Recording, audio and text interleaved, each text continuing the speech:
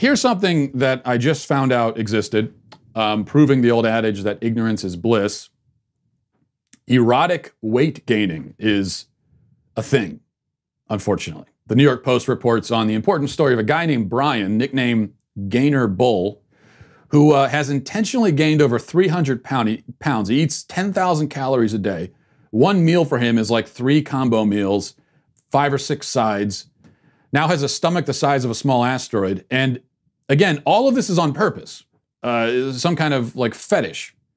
And he apparently has legions of fans who watch him eat and just enjoy gazing upon his bulbous physique. One fan on Instagram, for example, left a comment saying, "You are one perfect, inflating, huge, handsome bear." By the way, the words inflating and handsome really don't go together. But here's my point. Do I have a point?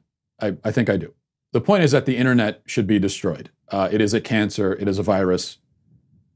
And this is part of the problem. This guy, Brian, clearly mentally ill. His fans, clearly mentally ill. And mentally ill people have always existed. Presumably, fat fetishists have always existed in some capacity.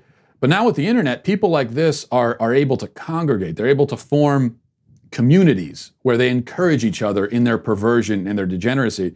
And that's maybe the worst thing about the internet. And there's a lot of competition for that title, but perhaps the worst thing is what it has done to the concept of community.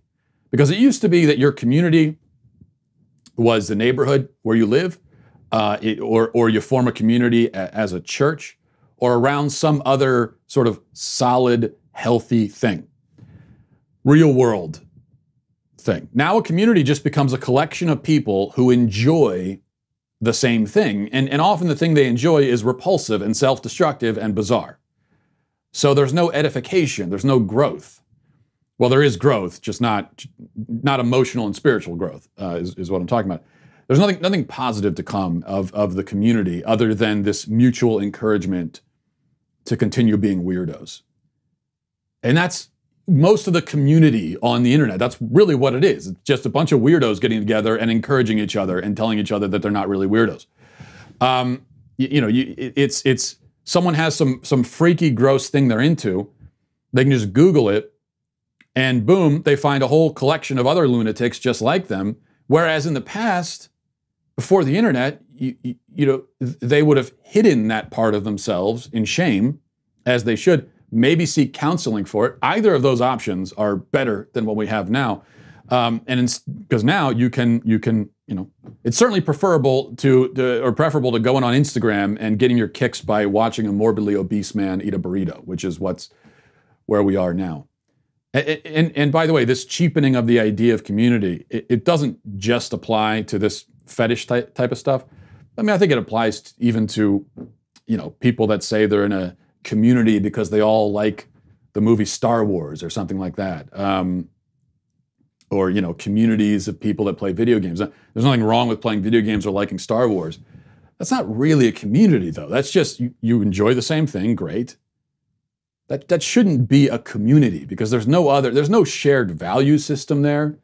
The only shared experience is just this recreational thing you like doing. It's not really what a community is supposed to be. And we as humans do need community, but we're finding we are fulfilling that need in these kinds of communities around some one little thing that we like, even if it's a perfectly fine thing, rather than fulfilling that need through a real life, community. Hey, you right there. Hit the subscribe button right now. Do it right now. I thank you for your compliance. It's somewhat appreciated.